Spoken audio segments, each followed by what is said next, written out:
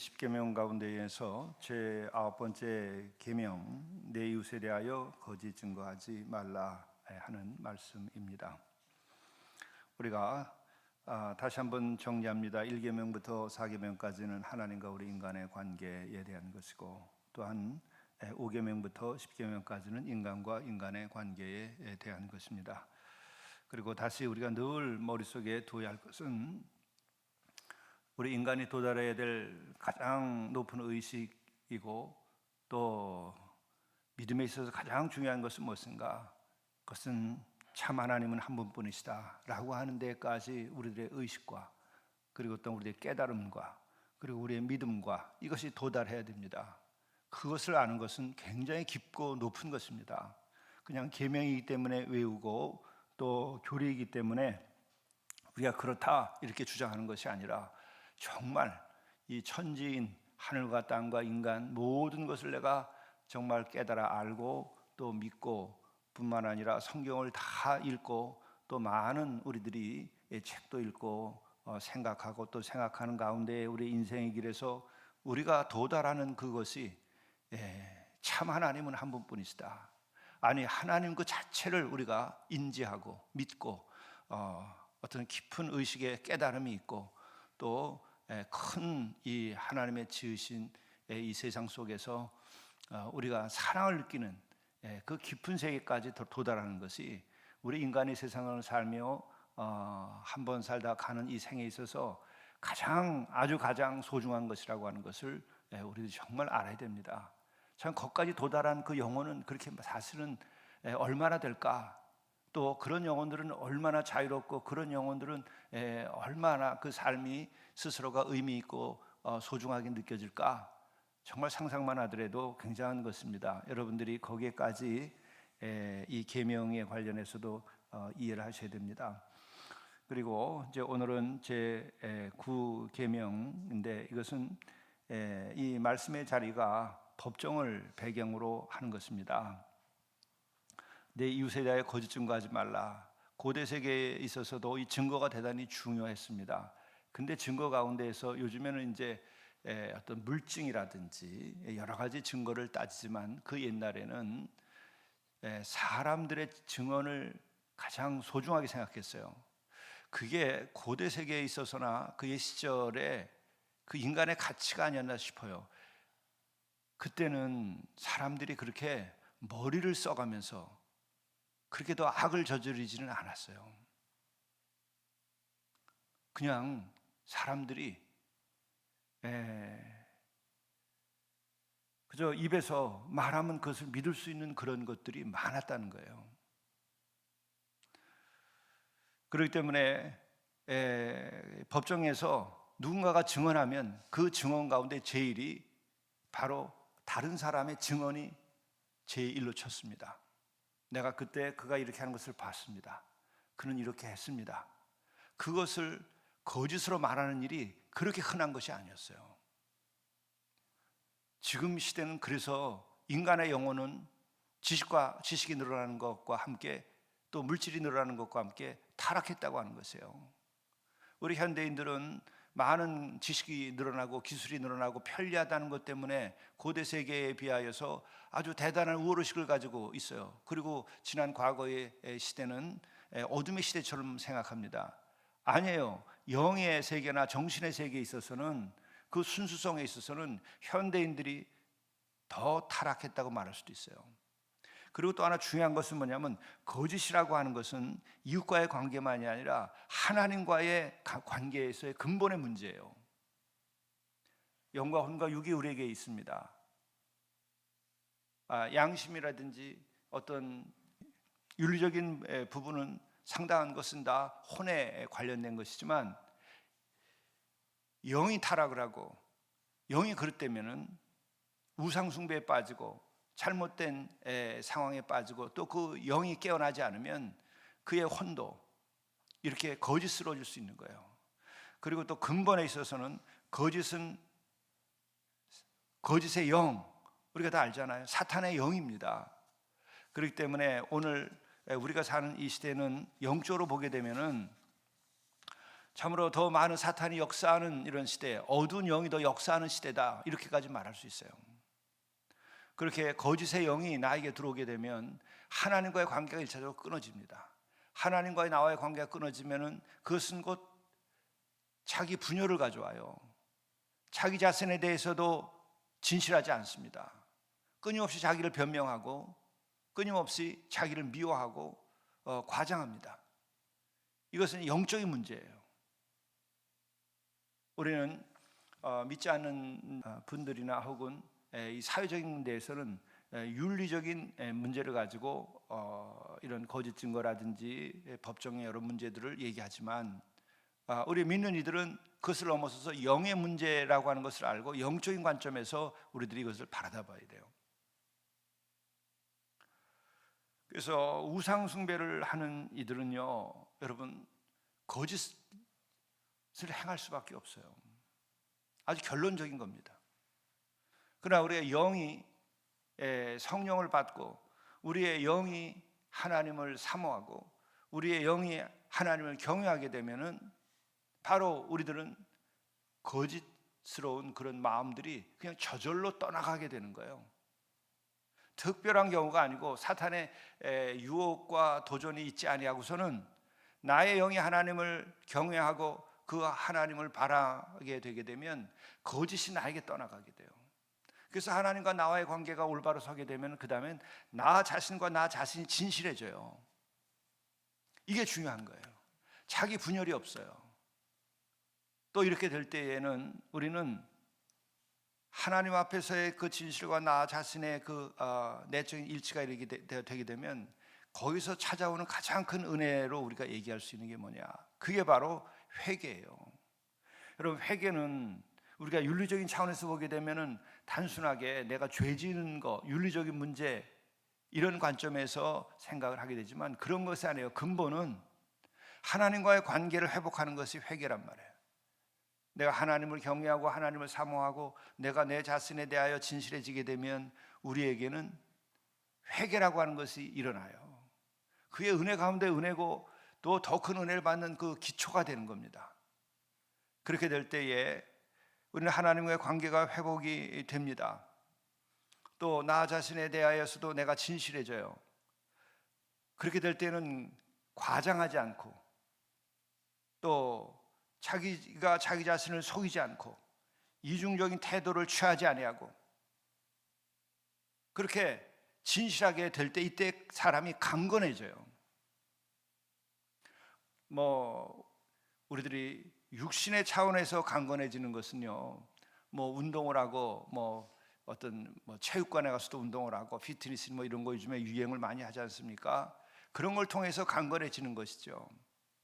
근데 오히려 영의 차원에서의 우리가 강건해지는 것은 내가 하나님 앞에서 정말 상한 심령이 되도록 나의 진실한 모습을 내가 보고 회개할 때에 그때부터 강건해지게 되는 거예요.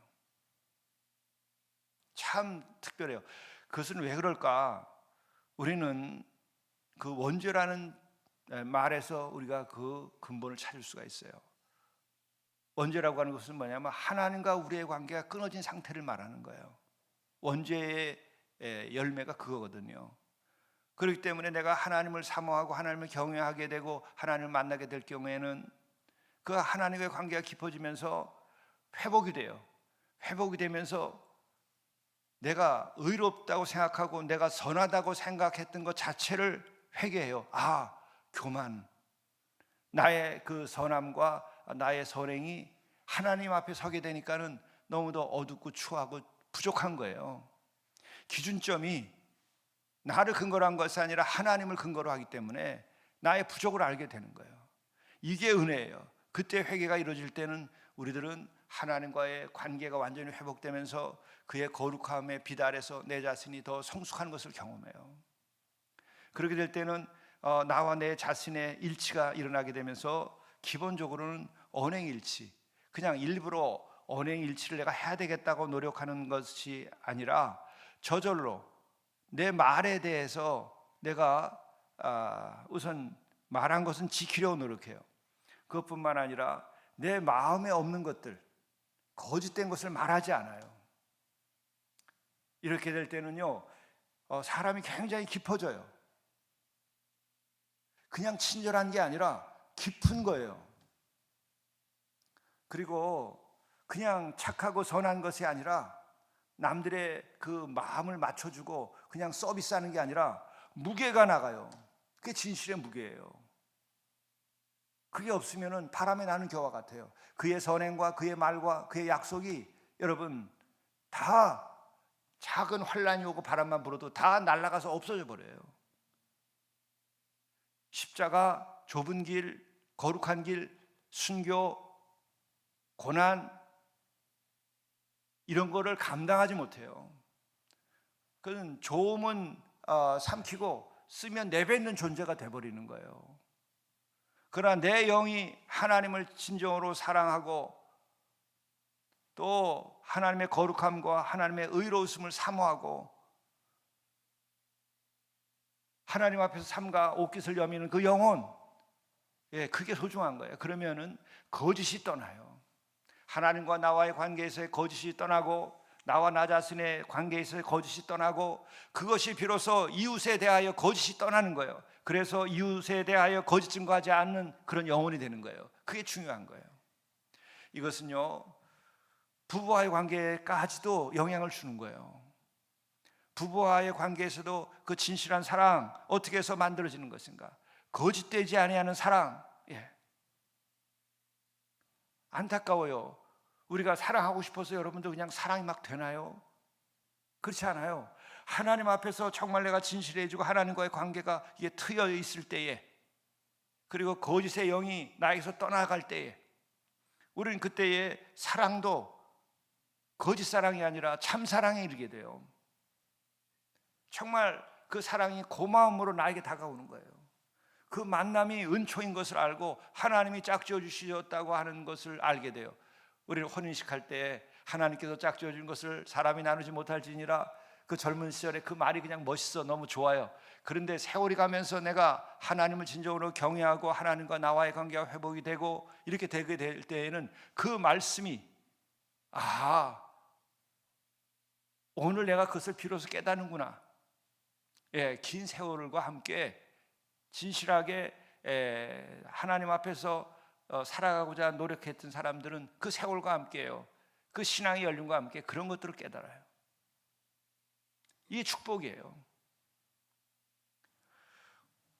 오늘날 우리들의 비극, 그것은 바로 거짓의 영이 우리와 우리 시대를 사로잡고 있다고 하는 것이에요. 이것은 한 영혼을 불행하게 만들고 또 우리의 사랑의 그 깊이와 진실을 약화시켜버리고, 또 이것은 가정을 파괴시키기도 하고 이것은 사회를 파괴시키기도 하고 인간과 인간의 모든 관계를 파괴시키기도 하는 것이 이게 거짓이라는 거예요. 이것은 영적인 문제예요. 그러나 십계명에서는 인간이 살아가는 이 세상의 그 근본이 흔들리지 않도록 하기 위해서 이 법정에서의 거짓 증거하지 말라는 것을 오늘 말씀하고 있는 거죠.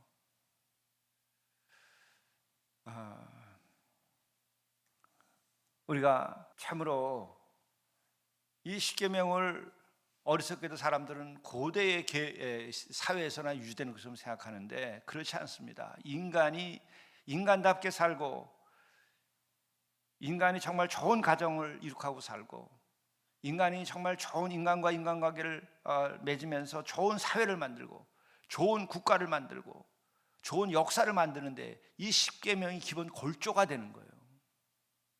우리 사회를 지금 한번 생각해 보세요.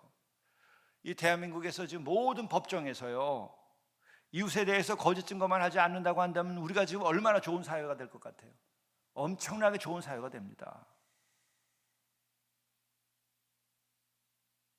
유전무죄, 무전유죄 이런 소리가 안 나와요. 그런데 지금은 이 말이 맞다고 사람들이 맞장구를 치고 살아요. 변호사 숫자를 더 늘리고 더 비싼 변호사를 사면 정말 살인죄와 같은 것들도 달라진다는 거예요. 얼마나 이것이 안타까운 일이고 얼마나 이것이 우리들의 영혼이 부패한 것이며 우리의 사회가 불의한가 하는 것을 보여주는 거예요. 우리가 늘 마음속에 새겨야 돼요. 성문 앞에서의 정의, 재판이죠. 성문 앞에서 임금이, 왕이 재판을 했어요. 솔로몬도 그랬고. 그래서 그 재판을 통해서 백성들에게 하나님의 뜻이 무엇인지, 하나님의 말씀이 무엇인지, 하나님이 원하시는 공의가 무엇인지를 왕이 그것을 선포하고 그것을 보여주는 자리가 성문 앞에서 정의입니다. 이게 마지막 그 하나님의 공의를 지키는 자리였었어요. 이게 무너지면 안 되는 거였었어요. 이게 무너지면 그 다음에 어떤 일이 오는가? 하나님의 심판이 닥친다는 거예요.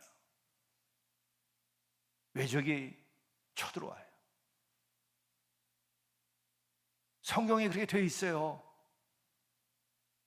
그렇기 때문에 한 사회가 정말 건강할 뿐만 아니라 정말 하나님의 그 복과 하나님의 보호하심을 우리가 계속 받으려면은 법원에서 정의가 실현돼야 돼요. 이 사는 사람들이 거짓 증거하면 안 돼요. 비싼 변호사를 사지 않더라도 잘못을 저질렀을지라도 변호사들이라고 하면 법은 어겼지만은 이러이러한 면에서 실수가 있고 인간은 부족하니까 선처해 주십시오.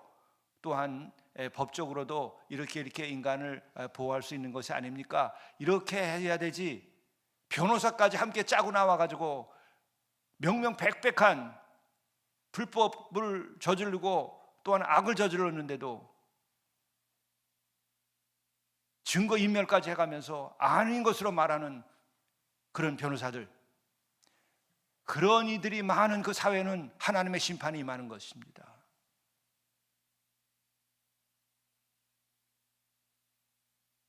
우리 교회의 교우분 가운데에서도 법원장을 하셨는데 은퇴 후에 저와 함께 산행을 하고 있을 때 그런 말씀하시더라고요. 참 우리 사회가 이제 큰일 났다고, 재판을 이제 할 수가 없습니다.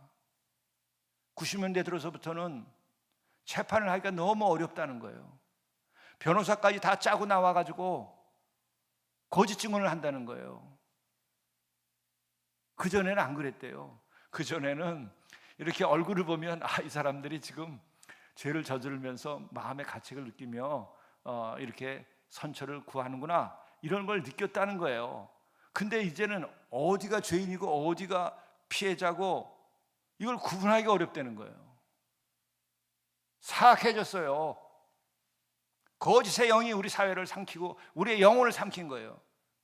나는 그 근본에는 그 영혼의 문제는 뭔지 아세요? 우상숭배예요. 우상숭배에 빠지면 거짓의 영이 삼키면서 그 다음부터 나타나는 게 뭐예요? 사랑의 거짓, 하나님 앞에서의 거짓. 그래서 하나님을 경외하지 아니하고 하나님을 두려워하지 않기 때문에 사악해져요. 그리고 또한 인간과 인간의 관계에서 거짓이 싹트게 되면은 다 음란에 빠져요. 다 물질을 하나님으로 여겨요. 쾌락을 하나님으로 여겨요. 자기 자신을 하나님으로 여겨요. 교만에 빠져요. 권력의 숭배자들이 돼버리는 거예요. 영의 문제입니다.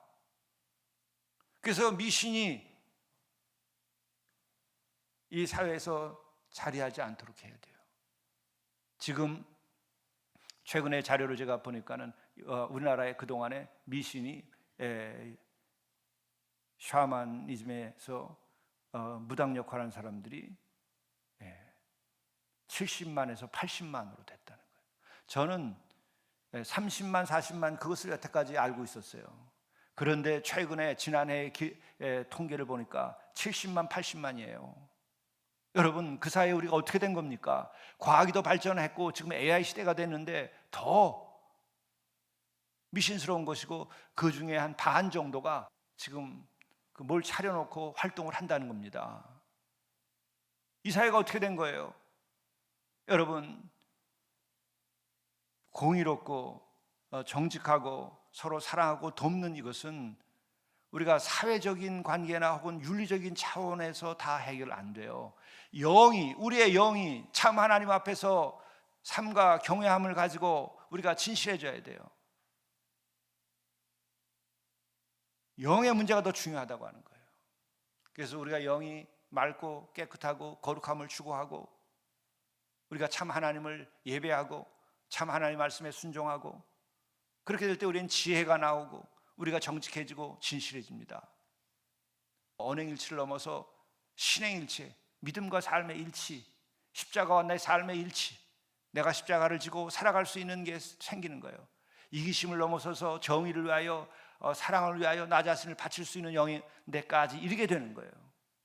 이래야 우리 사회는 살만한 곳이 되고 어려운 사람도 실패했던 사람도 다시 일어날 수도 있고 젊은 사람에게 희망을 줄 수 있고 서로가 서로를 우리가 신뢰할 수 있어요. 지금 저는 우리 사회의 복잡한 그 전부터 얘기했어요. 이 나라는 좌와 우와 진보 보수의 문제가 아니다. 부패한 것이 이게 문제다. 진실의 문제다. 이게 먼저 해결돼야 된다. 그러면 좌와 우와 진보 보수가 문제가 이렇게 되질 않아요. 서로가 대화할 수 있고 믿을 수 있기 때문에 30년 전부터 하던 얘기입니다. 왜? 30년 전부터도 지금까지 제가 그때 깨달았던 건데 우리의 국가 청렴도가 60점이 안 돼요. 100점 만점에. 선진국 가운데에서 발전한 국가가에서 60점이 넘는 나라, 못 넘는 나라가 없어요. 우리가 일본을 갖다가 폄하하지만 일본은 70점 대 나라입니다. 미국이 부패했다고 우리가 얘기하고 거기는 뭐 전부 다 그냥 음란한 문화가 다 지배하는 것 같지만은 그 미국의 국가 청렴도는 70점 아래로 내려가 본 일이 없어요. 75점쯤 됩니다. 그리고 또한 저 스칸디나비아와 같은 그런 살기 좋은 복지국가는 돈 때문에 복지국가가 아니에요. 그 사람들의 청렴도가 얼마냐? 국가 청렴도가 95점, 98점이에요. 우리는 이것을 보지 아니하고 전부 물질로만 생각한단 말이에요. 우리의 영이